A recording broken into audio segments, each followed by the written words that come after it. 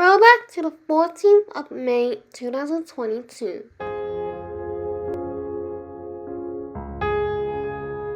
Good morning, everyone. The time now is 10:46 a.m. and I have arrived at St. Barnabas Church. And this is actually a 9-minute walk from Dalston, Canaan. So let's see if it's open. So I don't think this is open, and I think that is a playgroup.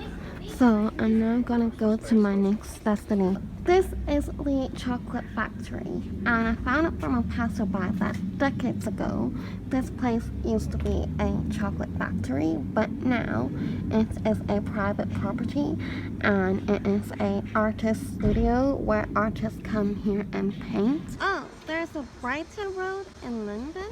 Oh, so this is the Growing Communities Farmers Market. Let's go in. There are some really beautiful chocolates here, although I'm probably not gonna buy it. And there are some jars. They sell like those stuff and like food and plants and vegetables. So yeah. Wow, look at this huge bread. There are so many breads here. And they also sell some meats over here, and so they also do some chocolate cakes here. So I'm walking to Hackney Flea market now, and I saw these cool graffitis here, so I thought I would video them and also take a photo with one of them, so I'll insert it now. This is where they would usually have their Hackney flea market, but they said it's not here all the time, so today it's just a vegan marketplace. So there are some bath bombs here, there's some homemade hummus here, there's even some sushi and proper lunch. There's some cookies here and some brownie. There's some bread here as well, and also some lipstick. So they're all like vegan candles. So my next destination is actually this Henrory Park, which is right opposite the vegan market. This is the Stoke Newington Church. It's actually under construction at the moment, and there's also lots of gravestones here, so I don't want to film too much or fly my drone. Are these like how Jewish people graduate? It's kind of cool, you know, those hats. I have arrived at Springfield Park, and this is a very good set of common rhododendrons. So I'm gonna take a photo here. What? You can get to Crystal Palace Park from here. I'm not gonna go to those places, but it's too far, and I just want to walk around the whole park. And I feel like this would be a good place to fly my drone because I saw that beautiful view over there. So, and there's also a pond here. So I'm gonna try and fly my drone here. So Springfield Park officially opened as a public park in 1905 and takes its name from its unique geology. The park was formed from the grounds of 3 private houses, of which only Springfield House remains. The park is 14.73 hectares with formal gardens and conservation areas and has extensive views across Walthamstow marshes. The park holds a Green Flag Award, and green flags are given to the best green spaces in the country and are awarded each year to make sure the quality of the green space remains high. And now I will tell you a little history about this Springfield Park. So the Georgian-era Springfield House stands near the main entrance to the park on a road known simply as Springfield. It was a private residence well before the surroundings were given over to housing in the mid-Victorian period. The park area remained intact as a private estate until 1902, when the house and land went up for sale. A group of local businessmen saved the park when it went up for auction, and eventually the London County Council took over responsibility for the park, and it opened to the public on 5th of August 1905. Roman sarcophagi were found during building and landscaping work in the 19th century at the park, along with pottery and other burials. The Hackney boat, being the remains of a late Saxon longboat, were found close by in 1987, and the original boat and replica are on display in Hackney Museum, which I saw in today's vlog. And as well as Springfield House, there were two other large houses on the estate, Springfield House and the Chestnuts. They had to be demolished due to their deteriorating condition. A road called Spring Lane ran through the estate, but this was rerouted along the Lee and now forms part of the towpath walk. The area now occupied by the park formerly included a feature known as Giles Dock. Okay, I think I've seen the most beautiful part of the park, and because I wanted to walk down it, but I don't think we can actually walk down it, so I'm gonna head to my next destination. Wow, there's a beautiful mosque over there. It's not on my list, but I want to see if I can go inside. I think there's a service going on, so I'm not gonna go in, but I did manage to take a photo of it. Oh my gosh, look at this beautiful restaurant. Actually, it's a pub. It is called the Clapton Hart Pub. Oh my god, I think I've arrived at the Clapton Pond. So I just took a photo with my tripod, so that's good.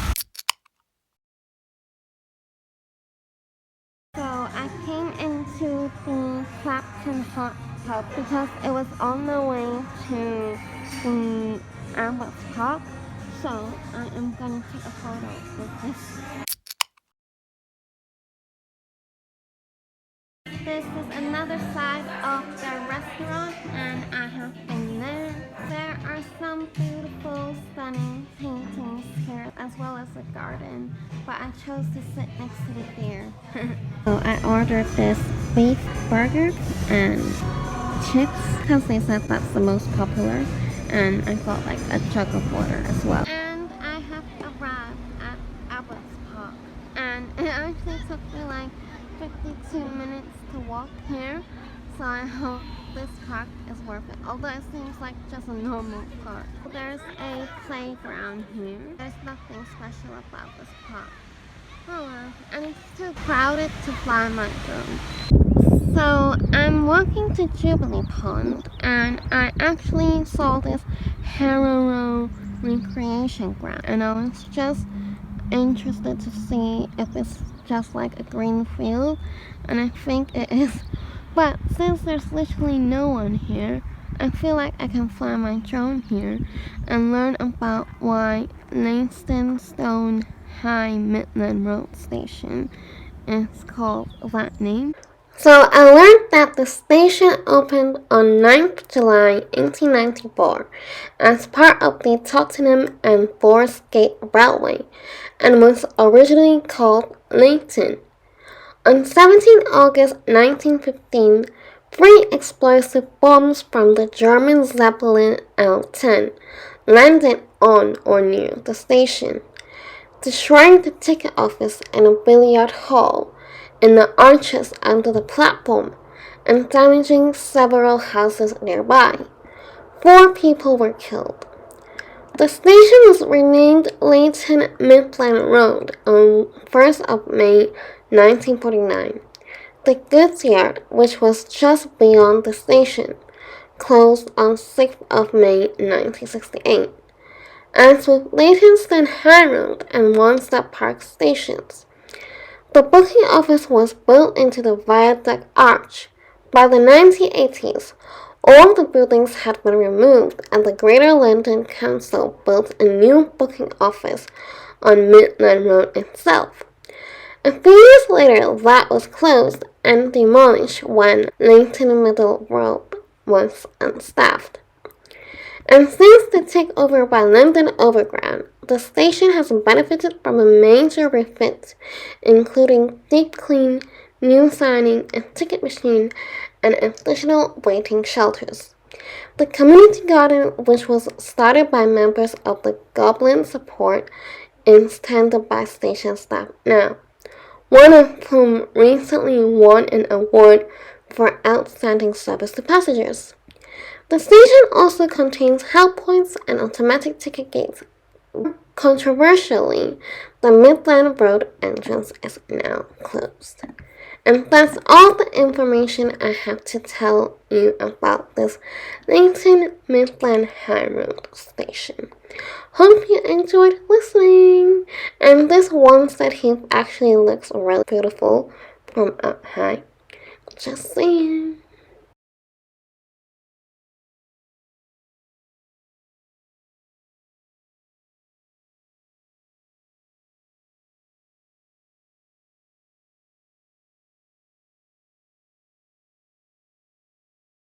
Do you know what? I actually saw this jubilee pond inside my drone clip.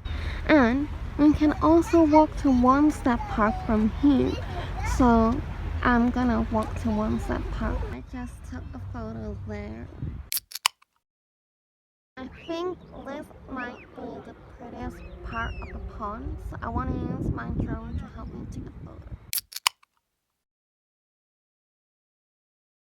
So this is the Wanstead Heath because Google Maps kept telling me to go round in circles, so I asked someone and she said it's over here. Wanstead Park is actually part of Epping Forest. So I am currently walking to Wanstead Park. However, my phone is on charge and I think Epping Forest is also part of City of London, so we're not allowed to fly our drone. I can't believe there's a pond here, but it doesn't even have a name. The swan is long. I don't know what she's doing. Scratching me? This pond over here is called the Henrory Pond. It's so beautiful, so that's why I am using the selfie mode. Oh, I think that is the temple and that is the cafe, but I think it's closed. So Google said Wanstead Park is here, but I reckon it's somewhere behind there. And my phone is on 85% now, so I can fly my drone here and learn about the history of Wanstead Park. So, Wanstead Park was the site of a Roman villa, and Wanstead Manor House later stood on the north side of what is now the golf course, near the parish church. The house was originally a small building called Wanstead Hall, but was enlarged in 1499 so that it could serve as a royal hunting lodge. The park was formed by enclosing part of Epping Forest in the mid-16th century. Sir Richard Child, later Viscount Castlemaine and Earl Tilney, inherited Wanstead House, as it became known in 1715 and rebuilt it in 1722 on a magnificent scale. In the 1760s, the grounds of the house were adorned with an elaborate grotto and a Tuscan feature originally called the Pheasant House, and later known as the Temple, which was incongruously extended to provide living accommodation for the estate's groundskeepers. St. Mary's Church was rebuilt in 1787, and it was at the expense of Sir James Tilney. The medieval church was reconfigured at the same time and has since been extended twice. A small shelter was built in the churchyard to mark the grave of the sculptor Joseph Wilton, and it served as a sentry box for a guard employed to keep watch for body snatchers. Once that house was demolished in 1834, After its contents had been sold to pay off the debts of the spendthrift William Pole, Wellesley, nephew of the Duke of Wellington, two gateposts bearing the monogram of Sir Richard Child survive at the junction of Overton Drive and Blackhall Road. Originally the end of the drive leading to the house. The Corporation of London acquired the grounds in 1880s and opened them to the public 2 years later. Most of the grotto was destroyed by a fire in 1884. So this is the part. I'm so glad I didn't trust Google because the closing time is 9:30 and Google says it closes at 8. But I really wanted to come to this Valentine's Park today, so I'm so glad I made it in time. There's a house here. I don't know what this house is called. If any of you guys know, please let me know. There is a garden here, but this side of the door is locked. I hope I can get in that side. And it's not that beautiful, to be honest. Oh wow, look at this photo taking spot. I'm gonna take a photo here. Oh my god, I think the bridge that I was looking for is over there, so I might fly my drone here. And in this drone clip, I will be telling you a little information about the Valentine's Park. It is a 52-hectare park, and it is south of Giant's Hill. It is the largest green space in the London borough of Redbridge. The park was originally the grounds of Valentine's Mansion, a residence built in 1696. Valentine's Park holds a Green Flag Award and was voted one of the 10 best parks in Britain in 2019. I also think it is one of the best parks I have been to in the UK. Valentine's Mansion is managed on behalf of Redbridge Council by Vision RCL, which is a registered charity. And now I will tell you a little history about the Valentine's Park. It was put together by various purchasers and gifts of land, starting in 1898 and culminating in the 1920s. And in 1899, the Cranbrook Estate, which now makes up an area on the west of the park, it was about to be sold for housing. The municipal borough of Ilford had acquired its first section of parkland a year previously and was keen to enlarge its size as soon as land became available. Local officials believed that unless an area of relaxation and pleasure was retained for the growing urban population, all traces of a rural Ilford could be lost. The park was opened in the same year under the name of Cranbrook Park. And Valentine's Mansion was built in 1696 for Lady Tillotson, the widow of John Tillotson, Archbishop of Canterbury. For 20 years, until around 1780, it was the family home of Sir Charles Raymond.